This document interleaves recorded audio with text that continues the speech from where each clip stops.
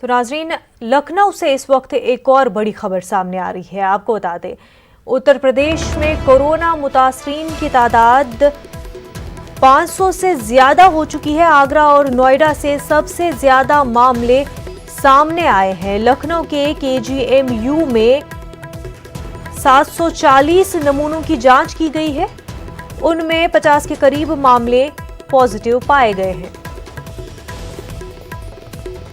इस वक्त की एक और अहम खबर आपको बता रहे हैं जो कि लखनऊ से जुड़ी है। उत्तर प्रदेश में कोरोना मुतासरीन की तादाद 500 से ज्यादा हो चुकी है। आगरा और नोएडा से सबसे ज्यादा मामले सामने आए हैं। लखनऊ के केजीएमयू में 740 नमूनों की जांच की गई है।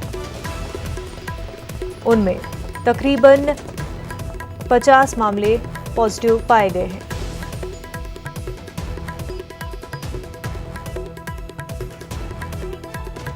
नाज़रीन, आपको बता दें कि उत्तर प्रदेश में कोरोना वायरस की तादाद 523 तक पहुंच चुकी है। आगरा और नोएडा से सबसे ज्यादा मामले सामने आए हैं। वहीं लखनऊ के केजीएमयू में 740 नमूनों की जांच की गई है।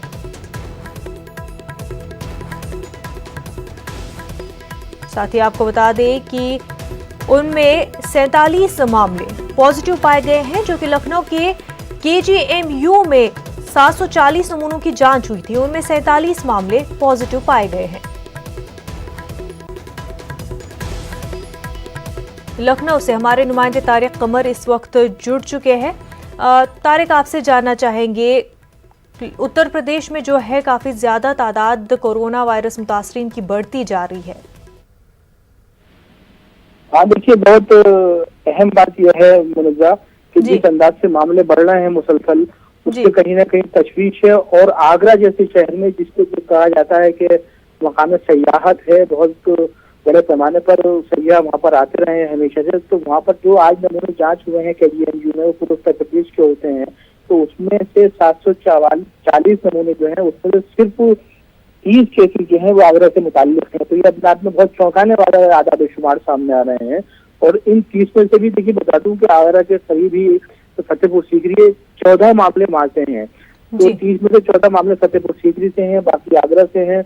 और देखिए, 4 मामले लखनऊ में भी नए सामने आए हैं, 4 फिरोजाबाद में भी सामने आए हैं, 2 बुलंदशहर में भी सामने आए हैं। तो तमाम तर एहतियाती इक़दाम किए जा रहे हैं, तदबीरें की जा रही हैं। इसके बावजूद भी ये जो वायरस फैलने का सिलसिला है, ये पूरी तरह कंट्रोल में नहीं आ पा रहा है। और बार बार दरखास्तें की जा रही हैं, एडवाइजरी जारी की जा रही हैं कि लोग एहतियात रखें, इस चेन को तोड़ने की कोशिश करें। ताहम कहीं ना कहीं इसमें दुश्वारियां पैदा आ रही हैं। हालांकि देखिए, एक बहुत अहम बात ये भी है कि ये इशारे उत्तर प्रदेश गवर्नमेंट की जानिब से भी दिए गए हैं।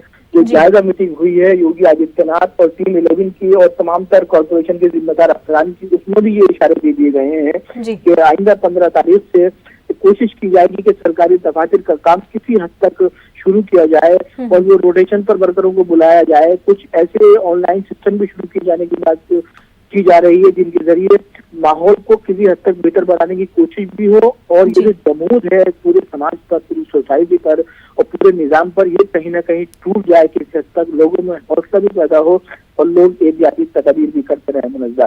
तो देखिए, उत्तर प्रदेश अपने आप में बहुत बड़ी रियासत है, इसलिए यहाँ पर। और देखिए, एक बात मैं और बताना चाहता हूँ अपने तमाम नाज़रीन को कि अभी बहुत से अजला ऐसे हैं, तकरीबन 34 अजला ऐसे हैं जहाँ पर उत्तर प्रदेश, हम कह सकते हैं कि उत्तर प्रदेश के 34 अजला इस महलिक वबा से, इस वायरस से महफूज हैं।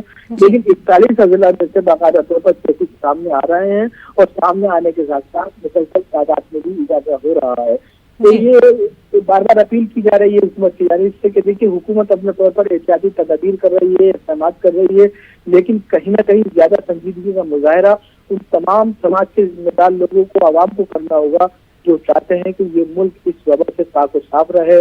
और जो कुछ भी अभी तक हुआ है उसको वहीं पर रोक दिया जाए, इस चैन को तोड़ा जाए और मजीद इसको फैलने से बचाने के लिए हुकूमत के बाहमी ताउन के लिए लोग सामने आए। तो ये पूरी सूरत हाल उत्तर प्रदेश की है मुनज़्ज़ा, और हम मुसलसल इस पर नजर बनाए हुए हैं। तारिक, जिस तरह से आपने बोला कि कोशिश की जाएगी कि किसी तरह से सरकारी दफातर में रोटेशन के हिसाब से काम हो, डॉक्टर जो एक सजेशन पेश कर रहे हैं कि अगर पूल टेस्टिंग हो पाती है इलाकों में, तो वहाँ पर अगर जो इलाके सेफ पाए जाते हैं उन जगहों पे इकोनॉमिक एक्टिविटीज धीरे धीरे बहाल की जा सकती है। तो क्या इन सजेशंस को गवर्नमेंट अप्लाई कर सकती है और किस तरह से वो मुमकिन हो सकता है?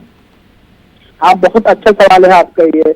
मतलब देखिए, एक दो छतों पर काम किए जाने की जरूरत है। एक तो ये कि मुसलसल जो मज़ाफ़ात के देहात और कस्बात के इलाके हैं उसमें बाकायदा तौर पर कुछ समाजी ग्रुप इसकी तशहीर भी कर रहे हैं कि लोग इस तरह बेदार हो सकें, और साथ ही ये कोशिशें भी की जा रही हैं। जैसे अब आपने सवाल किया तो देखिए, इसमें ये इशारे दे दिए गए कि फसलों की खरीदारी का मामला है, बड़ा तबका किसानों का उत्तर प्रदेश, मगरबी उत्तर प्रदेश में है, पूरे ही उत्तर प्रदेश में फैला हुआ है। तो इनकी जो फसलों का जो कटान है वो कैसे किया जाए, या उनकी फसलों की खरीद फरोख्त को कैसे यकीनी बनाया जाए, तो उसके लिए भी हुकूमत इस हिकमत अमली पर गौर कर रही है कि बाकायदा तौर पर सरकारी लोग जाएं और उनके खेतों से, खलिहानों से ही उनकी तमाम फसलें या जो भी कुछ अनाज है वो खरीद कर सरकारी गोदामों तक पहुंचा दी जाए और उनकी कीमत उनको वहीं अदा कर दी जाए। या कोई ऐसा ऑनलाइन सिस्टम इसके लिए वजह किया जाए जिसकी बुनियाद पर किसानों को परेशानी न हो और ये खरीदो फरोख्त का सिलसिला भी जारी हो सके। दूसरी अहम बात यह है कि कुछ रेस्टोरेंट के हवाले से भी रिपोर्टेड मकामात पर ऐसी हिकमत अमली वगैरह करने की कोशिश की जा रही है जिससे खाने की सप्लाई को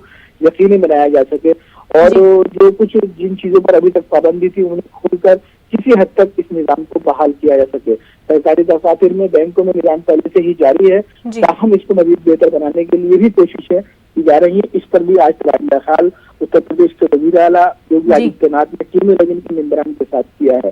तो देखिए, सूरत हाल को तब्दील करने की सरकारी सतह पर कोशिश की जा रही है, समाजी सतह पर भी की जा रही है, और बड़े शहरों में, बिलखुसूस उन शहरों में जहाँ पर मामला ज्यादा सामने आ रहे हैं, लोग ज्यादा संजीदा नजर आते हैं।